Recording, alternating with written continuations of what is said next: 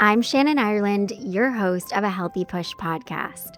I struggled with anxiety, panic disorder, and agoraphobia for 15 years. Everything used to be hard for me. Even just driving 5 minutes from my house used to feel impossible. But now I absolutely live for travel and adventure, and I experience lots of peace and joy. I've not only reclaimed my life, but I've helped hundreds of others to do the same. Here, we stop managing anxiety and instead we create a healthy relationship with it. One where you say goodbye to the anxious thoughts, symptoms, panic attacks, and fears, and you actually live your life. Forget complicated strategies, quick fixes, or the same old hacks you've heard 100 times before. Each week, I'll bring you simple, actionable advice and honest conversations that lead to real, long-term healing. You aren't just an anxious person, my friend. There are reasons why you're struggling with anxiety, and these are things you can fix and heal from. And this is where that journey begins. Welcome. You're right where you're meant to be. Okay, let's talk about this really important subject. Why it feels like your anxiety is getting worse when you're working to heal. So, this is something I hear pretty often from students and clients of mine. They'll say, Shannon, I just don't get it. Why do I feel worse when I'm actually trying to get better? Like, I am doing so much. I'm really pushing myself. I'm taking the healthy steps, but I'm just feeling so much more anxiety and so much more panic. And I definitely felt the same way. And I totally understand. And I want to talk about this in depth because this is definitely something that can feel really tricky and at times send you down unnecessary spirals and really cause you to feel stuck. It can also lead to avoidance, and that's a road we don't want to go down, right? So I remember this when I was recovering, like going on trips and hikes and just doing everyday stuff and feeling so much anxiety at times. And I would think, why? Why is this happening? I've been doing better. I've been working so hard. I have actually been putting in the work. Why am I feeling so much? And now, of course, it makes so much sense. But at the time, it would send me absolutely spiraling. And I would beat myself up. This was like a go to for me. And I'd convince myself there was something I was missing. I'm not doing enough. Clearly, I'm just always going to be like this. I think we immediately jump to that. I'm always going to be this anxious mess. And what's even the point? Why am I doing this if I'm going to continue to just feel anxious and panicky and have these really hard moments? So, right off the bat, I just want to say this feeling doesn't mean that you're doing something wrong, doesn't mean that you're going backwards. It's not a sign that you're not doing enough. So, I want to dive in and give you 5 reasons why this reaction is actually a sign of healing and it's not a bad thing. And I don't want this to cause you to stay stuck or start avoiding things. Okay, so let's jump into the first reason, which is a big one that many people overlook. And it makes sense why people overlook it. I definitely did. You're finally creating safety. And this can be kind of shocking to your body. Your body is no longer in that survival mode. So it starts releasing a lot of stored emotions, a lot of stored shit that you have probably pushed down for months, probably years. And when you stop living in the survival mode and you start creating safety through the healthy steps, right? Through rest, support, self compassion, the healing work, your body begins to feel like it can unpack what it's been holding on to for a long time. And sometimes that release shows up as more anxiety or emotions bubbling to the surface. This is where you might cry more. You might feel more irritable. You might have more symptoms. You might have more thoughts. You might have more of that panic. And again, this doesn't mean something's wrong. It just means that your system feels safe enough to kind of soften and start unloading some of this stuff, which is not a good feeling, right? But it's actually a really good sign. It's like your body is finally saying, okay, we're safe enough now to feel this. And that's incredibly healing. even if it feels really overwhelming at first. I've worked with a lot of people who fall into this bucket of like, I don't get it. I finally am in a good relationship. I'm finally in a good environment. Like, I feel more safe. I feel more at ease. And now all this stuff is coming to the surface. And it's like, yeah, your body is like, oh my gosh, we can relax a little. We're feeling more calm. We're able to breathe. And so we've got to like allow some of this stuff to come up and to work through it. And I know that can be incredibly jolting and just like, what? Where did this come from? So I want you to recognize this isn't a setback. Really, this is a sign that your nervous system finally feels safe enough to let things come up and out. It's really a release, not a relapse. It's not a setback, it's your system healing. So, doing these gentle reframes is so, so helpful. I'm going to say it again because it's really important. It's a release, not a relapse. And it's not a setback, it's your system healing. Okay, reason number two, and is also another one that many people overlook, you're becoming more aware. Like you're finally noticing what was already there. You're tuning into your body and your thoughts in new ways. And this awareness is powerful. But at first, it can make your symptoms, what's going on internally, feel much more intense. Like you're noticing what was already there rather than ignoring it or trying to make it go away, right? Trying to suppress it, trying to get rid of it. And you're instead learning to meet it with that curiosity and compassion instead of that harshness and resistance. And this is really freaking good. But I want you to think of it like this, like you're turning the lights on in a room that is really messy. And so when you turn those lights on, it feels really overwhelming to see it all at first. But now that you can see it, right, you're beginning to organize it and clean it and shift things.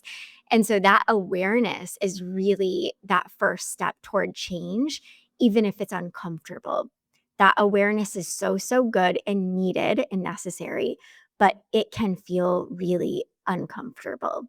So, a gentle, helpful reframe here is feeling it doesn't mean it's new. It just means you're no longer running from it, right? Like, even with the lights out, it was already there. But now that we've turned the lights on, you can see it, right? You can allow yourself to work through it. And it means you're facing it. You're not, continuing to have those blindfolds on and running from it, which is super, super powerful. And we want to keep that awareness. Like, that is such a good thing. Reason number three, your brain is adjusting. This is the part where we have to allow ourselves to be human, right? Your brain is used to so many old patterns, even if they were harmful. Like your brain becomes used to functioning a certain way. It kind of goes on autopilot. It doesn't really mind the uncomfortable discomfort. Like it becomes used to it. And now that you're stepping into new ways of being, your brain might start screaming, or it will, danger, danger, like, heck no, this is not good. But this is normal. This is not a sign to stop, even when your brain is screaming at you. It's a sign that you're actually on the right path. And you've got to remember that change feels threatening to the brain always, even when the change is good. Like we see this, I see this in my everyday life. Like, even though you're making really good changes, you experience anxiety. Like your body responds to the change, right? And our brains don't really know, like, oh, this is good. We don't need to create all this chaos. Your brain is just responding to the stress, the overwhelm, even when it's good. So you've got to remember that change feels threatening, even when the change is good and helpful. So, gentle reframe here, like those louder alarms don't mean real danger. They just mean rewiring is happening. And that rewiring is just unlearning of unhealthy patterns and behaviors and new wiring that is going to send you not spiraling, right? Is going to cause those false alarms to stop happening and you to stop experiencing all the sensations, the symptoms, the panic. So, here, when your brain is adjusting, you might notice your thoughts becoming more intrusive, more loud, or your fears feeling louder, or sort of it seems like new fears are developing. It's not really like new fears. It's just like anxiety looking a bit differently. And it can do that, right? It can sort of pop up in new places and new situations. And this is not, oh shit, this is not like, oh my God, I'm getting worse. I hadn't been experiencing anxiety in the car. I hadn't been experiencing it here, and now I am. This is not regression. This is just your brain is trying to pull you back into familiar territory. Even though that familiar territory is uncomfortable, we don't want to go back there. Your brain was used to that. So it's going to try to pull you back into the safe zone, right? I'm using air quotes safe because it's not really safe, but your brain will try to take you back into some of those old patterns, even though they were unhealthy and not helpful, because our brains just love familiarity. They love to just do things the way that they've been doing things for quite some time. So just because things become a bit louder, or the fears start to shift a little bit, or the fears start to get louder, this isn't regression, right? And with repetition and some reassurance and new evidence, right? You showing your brain, no, no, no, we can do this. We can take anxiety with us. We can let ourselves feel this way. It's okay. Your brain then learns, okay, this is safe. I don't have to continue to fight this. And it's going to learn. We can feel a sense of safety and calm and at peace in this place, in this situation. So please, I always say this, have some freaking grace with your brain. Have some grace with yourself. Your brain is working really hard to adjust and learn new ways, and it's going to want to go back into some old patterns. Please be nice to yourself. Please be nice to your brain. Like, your brain is just trying to protect you. It's trying to help you. And I know it doesn't always feel that way, but you've got to be gentle and compassionate with yourself. Okay, reason number 4, and this is a more obvious one, but we also lose sight of this. Like, you are actually facing your freaking fears, right? And it might feel like your anxiety is getting worse because rather than avoiding, running, all of that, you're actually allowing yourself to feel and to face, which is huge. So before, when you might have avoided certain places, situations, triggers, and played it, quote, safe, instead, you're now showing up. You're doing hard things. You're pushing yourself. So, of course, your nervous system is reacting. This isn't failure. This is growth. And growth is uncomfortable. This is oftentimes why we stay stuck, right? Why we stay in comfort zones, not just when you're struggling with anxiety disorders, but as humans in general. I see this with so many people. Like, they will stay in the same job, they will stay in the same relationship, they will stay in the same environment, even though it's so uncomfortable. They don't like it. It's causing so much discomfort and anxiety, but they stay because it's like this comfortable discomfort, and it can feel easier and kind of better to stay there, but it's not, right? Like, we want growth, we need growth. It's what leads to more peace, joy, freedom, like us truly living in our authentic, true selves. And that's how we have big, beautiful, full lives. Not to say anxiety, some of the tough emotions don't show up. Of course they do. But when you allow yourself to face discomfort, you allow yourself to grow. So when you're pushing and you're no longer doing so much avoiding or numbing or limiting or shrinking, and you're walking toward the fear, like, I want you to recognize how freaking big this is. And this is what healing actually looks like. And you got to remember, the presence of fear doesn't equal failure. It means that you're actually allowing yourself to finally meet it and to meet yourself, which is massive and so freaking beautiful. So remember this, please. Facing fears isn't supposed to feel good right away. Like, it often doesn't really feel good. In fact, it feels messy, feels scary, and it usually means that you're doing something right.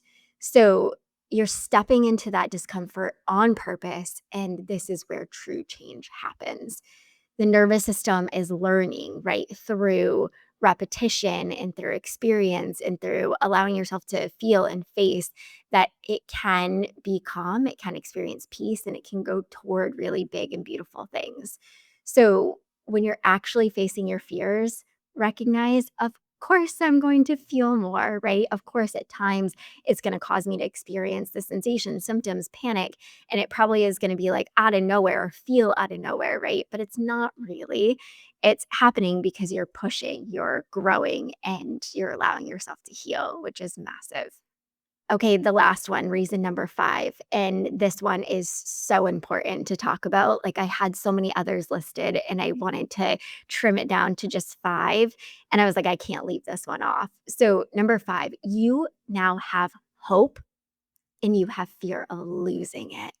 I hear this one all the time too, right? When you finally start to feel hopeful, it can trigger fear of regression, right? Of setbacks, like going backwards.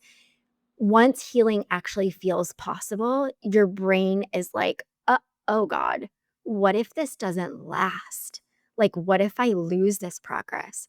What if I start struggling again, like as bad as I was struggling months ago or years ago? Like, what if I start experiencing the panic like I used to experience? This fear is so freaking normal.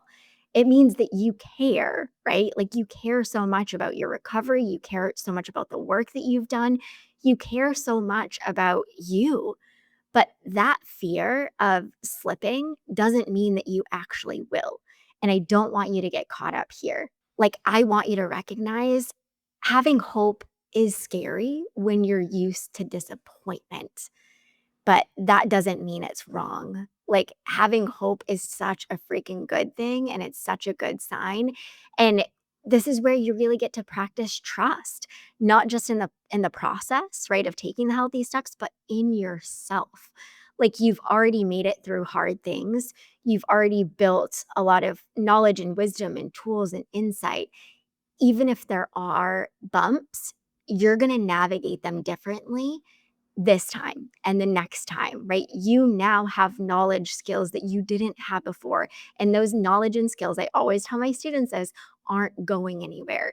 So sometimes you really have to have this blind faith and this trust of like, I feel kind of shaky and I feel like maybe I don't got this, but heck, I think I do. And I'm just going to keep going and I'm just going to keep taking the steps. And I'm not going to allow myself to go down all those holes of like, what if, right? What if I go backwards? What if that happens? What if I regress? Like, no, no, no, no. We're just going to stay right where we are. Working with clients and students, it's one of the most beautiful things when we have this discussion and they say to me, like, Shannon, I'm really scared. Like, what if it doesn't last? What if I do go backwards? What if I lose this progress? Because for me, it's that sign that, oh my gosh, they've come so freaking far. Like, they've done so much work. And yeah, of course, they have this self doubt. Like, we all do, right? As humans, and especially when we're healing.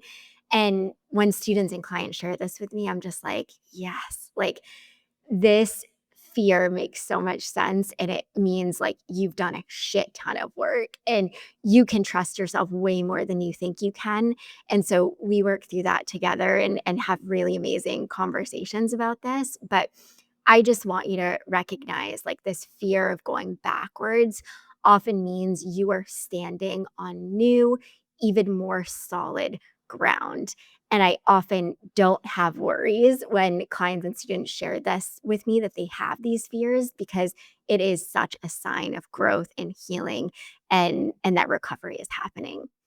So, yeah, it can feel like your anxiety is getting worse when you're working to heal, but it's actually not, right? So, the reasons again, you're finally creating safety, you're becoming more aware, your brain is simply just adjusting, you're actually facing your fears, and you now have hope and you have fear of losing it.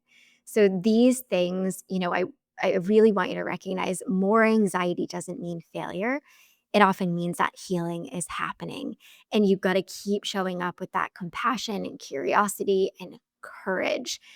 And I want to share with you a quote that I'm sure I saw on Instagram. I wish I knew who said it so I could give credit, but it's so powerful and I just love it so much. It's some changes feel like chaos until they feel like freedom. And I'm going to get emotional because so much of my recovery journey, especially toward the end of it, felt like absolute fucking chaos. Like, it felt like everything that I did felt harder, like shakier, like I didn't have so much confidence. And then before I knew it, I was doing things that I never imagined myself doing. Like I was truly standing on this ground that was so much more solid. I had so much more freedom. I really had this trust and confidence in myself, but it wasn't this like, snap of a finger, oh my gosh, I'm free, right? But I really want you to keep this in mind. Like change often feels like chaos until it feels like freedom. And you're likely so much more closer to that freedom than you think. So please do not get caught in that spiral of like, oh shit, I'm feeling and this is bad and it means I'm going backwards. Like, no, no, no, no. Do that gentle, helpful reframing because it will go so far for you. And if this episode resonated with you, I want you to share it with someone who's in this messiness of healing because it's going to be helpful for them too. And if you really feel like you're stuck, you have gone down these spirals or you're currently going down them, or feel like you've tried everything and you're just sick of experiencing anxiety in the ways that you are, and you need some support from somebody who actually gets it, I want you to check out my mini courses. I have courses on the panic attacks and symptoms, driving anxiety, intrusive thoughts, flying anxiety, toilet anxiety, avoidance, and facing your fears. And two, my 10-week program, Panic to Peace, is going to be opening again in early September, which is an intensive, like it's a small group. We meet every single week, oftentimes multiple times a week, and we really dive into creating a healthy relationship with anxiety and with yourself. And I've had hundreds of students go through that program and have so much success and have recovered. And so I want you to check out the things. I don't want you to continue to go at this alone and make things so much more harder than they need to be. So I'm talking to you right now if you're somebody who's like, I've been following you, Shannon, for years. These are typically the students who join my Panic to Peace program. Like, I have been following you, I've been listening to you for years. I don't want you to continue to wait. Like, please do not do this to yourself. Healing and recovery doesn't have to be so hard. And I can help you and expedite your healing and make things feel just so much easier. And I'll put all those links in the show notes for you. But until next time, keep taking healthy action. I hope you loved this episode of A Healthy Push. If you have, I'd be so grateful if you could leave me a rating and review wherever you're listening to this podcast. This helps people to find the show and get the support they need. And if you know someone who could use a little push, be sure to share this episode with them. And for even more support, head over to ahealthypush.com for show notes and loads of tips, tools, and inspiration to help you on your recovery journey. I'll see you next week.